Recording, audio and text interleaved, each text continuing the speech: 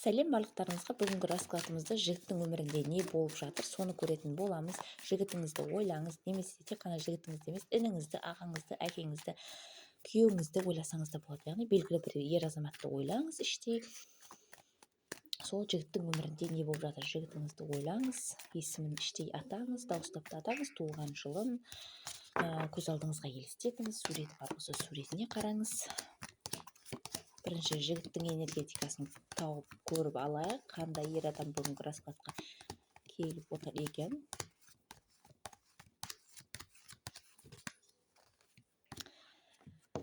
Жігіт шықты. Жігіт король кубковый, өте сезімтал, әйелдердің көңілін таба білетін, знак зодиакасы бойынша шаян, сыршаян балықтар болуы мүмкін. Егер де олай болмаса, тазалықты жақсы көретін, яғни балық аулауға барған жақсы көретін, яғни суды жалпы жақсы көретін, суға барып жаңағы теңізге барғанды ұнататын, судың жағасында балық аулап отырғанды ұнататын, сондай ер адам болуы да мүмкін. Кішкене де болсын жаңағы ішімдік ішетін сәттері де болуы мүмкін. Яғни салынып кеткен деп айта алмаймын, анда-санда ішетін ер адам болуы да мүмкін. Бұл қыздар расклад 100% айтқан сөздерінің бәрі сіздің жігітіңізге тура келуі міндетті емес. Бұл общий, кейбіреуі келсе, кейбіреуі келмейді. Яғни басқа информация, яғни басқа сіз сияқты көріп отырған қыздың жаңағы жігітіне тура келуі мүмкін. Яғни әртүрлі варианттарды айтып отыратын боламын. Өздеріңізге керегін алып, керек емесін сырып тастайсыздар. Сосын жігіттің жанында бір әйел адам түсіп тұр. Ол сіз ба, сіз емес па, нақты айта алмаймын қазір. Өйткені энергетикасы бойынша сол әйел адаммен қазір тығыз қарым-қатынасы бар деп айта алмаймын. Оған қазір хабарға шыға алмай тұр. Екеуі екі жаққа қарап тұр. Яғни король жаққа қарап тұр, королева жаққа қарап тұр. Скорее всего, екеуінің арасында бір қатты байланыс, араласу, кездесу жоқ екендігі көрсетіліп тұр. Жігіт өте қызғаншақ болуы мүмкін энергетикасы бойынша. Сосын кейбір нәрселері жаңағы әйел адамның тірлігіне ұқсап кетуі мүмкін. Сөйлеген сөздері болсын, мысалға әйел адаммен салғыласатын ер адам болуы да мүмкін. Яғни мақұл деп ер адам болып қоя салмай, яғни жауап қайтарып солай. Сондай моменттер де болуы мүмкін ер адамда. Жігіттің өмірінде өткен сәттерінде көретін болсақ, жігіт өмірінде өткен сәттерде бір нақты бір нәрсені шешім қабылдай алмағандығы көрсетіліп тұр. Белгілі бір нәрседен, бір жұптан немесе жұмысынан бас тарта алмаған болуы мүмкін.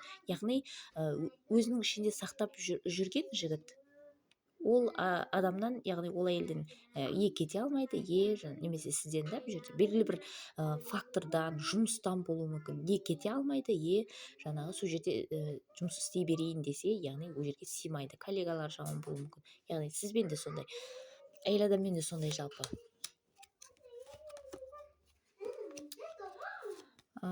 Бірақ жігіттің өмірінде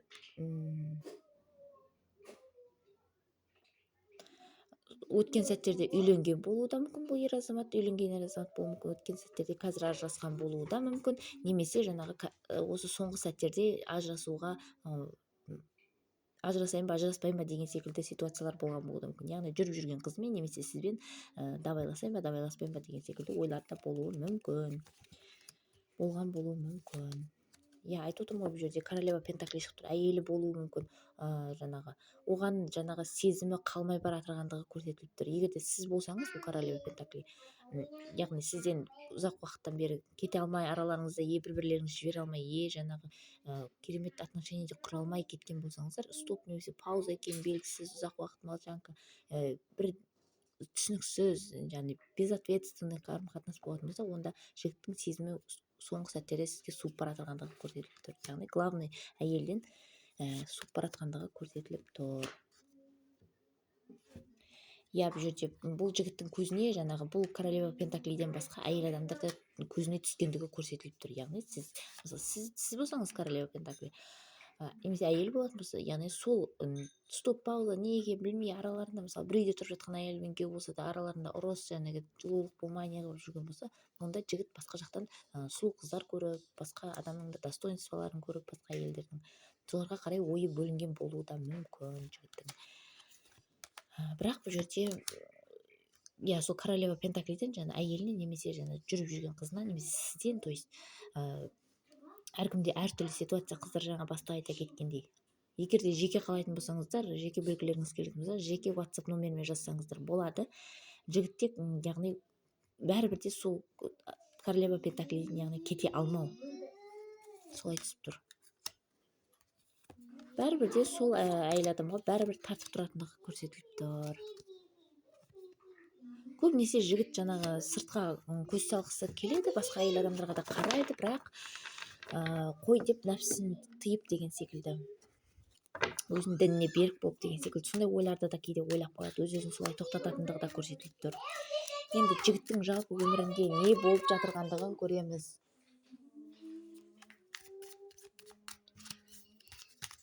Жігіттің өмірінде жалпы не болып жатыр, жалпы өмірінде. Жігіт өмірінде бір жаңа нәрсені бастайын деп жатыр, немесе жаңа оқуға түсейін деп жатыр, жаңа жұмысқа орналасайын деп жатыр, немесе жаңа қарым-қатынас. Өмірінде бір жаңа нәрсені бастап жатырғандығы көрсетіп тұр. Мүмкін жаңа бизнес болуы да мүмкін. Және де соны енді үйреніп, сол туралы информацияны жаңағы іздеп, талқылап, ізденіп, қалай жұмысқа кірсем екен деген секілді, яғни жаңа нәрсені, жаңа бизнесті дамытуға тырысып, информациялар жинап жатырғандығы көрсетіліп тұр. Жаңа нәрсе бұл жерде жігітте.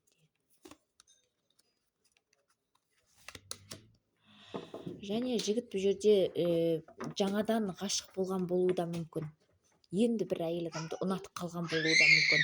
Бұл сіз болуыңыз да мүмкін. Яғни бұрыннан бері қарым-қатынас жасап келе жатсаңыз, яғни сізге бір сәтте бұрынғыда болмаған махаббат сезімі бүгін ашылуы мүмкін деген секілді. Кеше ашылған болуы мүмкін махаббаты деген секілді бұл жерде. Яғни жігітте қазір ғашықтық сезім ойнап тұр. Біреуді ұнату болып тұр. Мүмкін бұл сіз ба, көрейік сонда да, сіз ба? Қыздар, бұл жаңағы аудиторияда көп адам көретін болғандықтан 50-50 болып түсіп тұр. Бір шетінен я деп түсіп тұр, бір шетінен жаңағы бұл ер адам жаңағы осы уақытқа дейін бір әйел адамға сені ұнатамын деп айтқан, бірақ оны шын мәнінде ұнатпағандығын енді түсініп, басқа әйел адамға ғашық болып жатқан болуы да мүмкін. Айтып отырмын қыздар, общий расклад болғаннан кейін бәрі мынандай шатасу карталар түседі көбінесе. Әртүрлі энергетикалар сезіледі деген секілді. Жігіттің өмірінде не болып жатыр?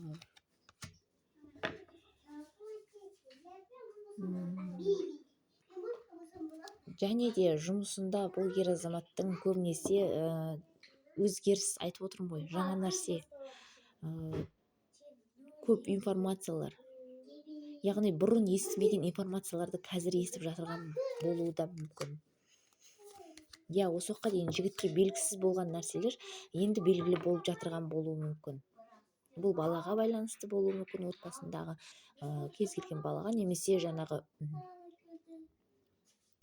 осы уақытқа дейінгі білмеген, қабылдай алмаған шешімін не істесем екен деп осы уақытқа дейін екі ойлы болып жүрген нәрсенің барлығын уже жігіт шешкендігі көрсетіліп тұр.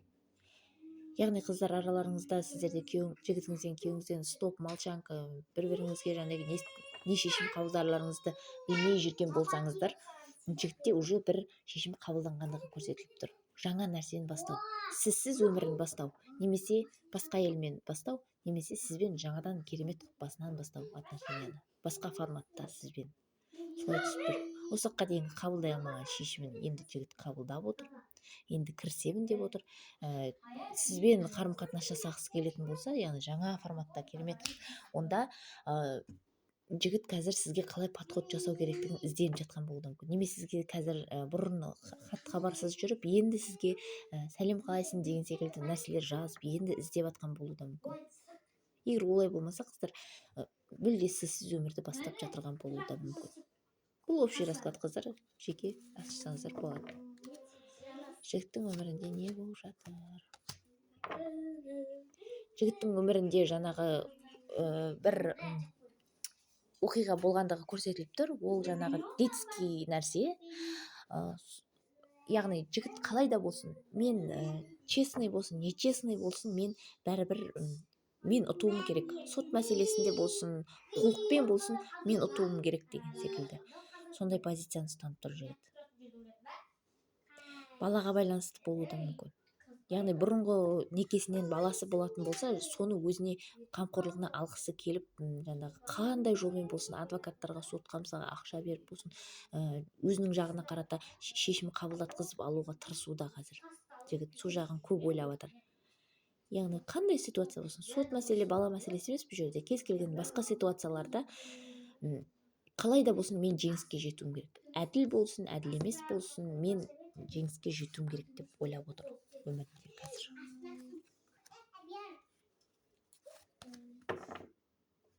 Бұл жерде бір әйел адаммен келісімге келіп отыр. Жұмыс мәселесі жағынан. Немесе сол бұрынғы әйелмен уже қарым қатынасын үзу деген секілді сот мәселесінде. Немесе ажырасқысы келмеуі де мүмкін. Ол әйелмен қайтадан жаңа өмір бастағысы келуі де мүмкін. Егер күйеуіңіз көріп отырсаңыз, сіз яғни. Ал егер жаңағы әйелі бар жігітті көріп отырған болсаңыз, онда әйелмен отношениясын сақтап қалғысы келеді. Ажырасу процесі болып жатса да сотқа қарсы шығып, яғни мен ажыраспаймын, қандай өмір болса сондай өмір болсын, мен ажыраспаймын, менің айтқаным болу керек. Әділ болмаса да, менікі әділ болмаса да, менің шешімім дұрысқа шығу керек деген секілді ойды ойлап отыр жігіт. Немесе қазір көбінесе қыздар, тағы да общий расклад болғандықтан мынандай энергетика көп сезіліп тұр маған. Яғни дьяволмен келісім. Жаңағы өзі әдейі болсын, сознательно, подсознательно, яғни әдейі болсын, өзі білмей болсын, яғни қатты бір нәрсені қалап жатыр жігіт. Не де болсын, мысалы өмірімде барлық нәрсе құрса құры берсін, тек осы әйел адам менің қасымда болса екен, осы әйел адаммен отношениям бұзылмаса екен деп ойлауы мүмкін. Яғни сол ойы, яғни адамның ойы уже ойлаған болады адамның деген секілді кейбір ситуацияларда. Дәл сол кезде дьяволдың жаңағы құрығына түскен болуы да мүмкін. Яғни айтып отырмын, қыздар шын көңілмен бірдеңе қалайтын болсақ, біреуге жамандық тілеу, біреуге жақсылық тілеу қалайтын болсақ, ол болатындығы рас нәрсе.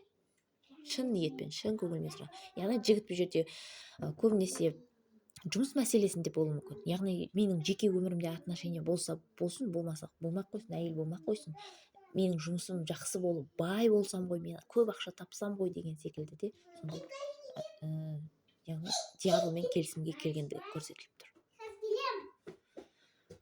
Яғни оны жігіт дьяволмен мен келісімге келіп жатырмын деп ойламауы мүмкін, бірақ көбінесе жігіт солай қатты қалағандығы көрсетіліп тұр. Не болса о болсын деген секілді. Тағы жігіттің өмірінде не болып жатыр екен? Яғни қазір өз-өзін восстановление жасауда, өзінің мақсатына жету үшін, айтып отырмын ғой, жаңа нәрсені бастап, жаңа мықты болу үшін, бизнесмен болу үшін, жаңа бір отношенияны құру, немесе сізбен жаңа бір отношения құру, қыздар, қайталап айта бермейін. Яғни басынан бері көріп отырған қыздарға рахмет, соңына дейін көріп отырғандарыңызға. Жігіт қазір өзінің көңілін түсірген, осы уақытқа дейін көңілін қалдырған, уже бұның болашақта яғни болашағы жоқ отношениядан, болашағы жоқ айлық аз мысалға жұмыстан бас тартып кететіндігі көрсетіліп тұр. Өзінің тағына отыратындығы көрсетіліп тұр. Жоғарыға қарай талпынып жатырғандығы көрсетіліп тұр жігіттің өмірінде қазір. Қыздар, менімен бірге болғандарыңызға рахмет. Ұнаса лайк басыңыздар, комментарий жазып отырыңыздар.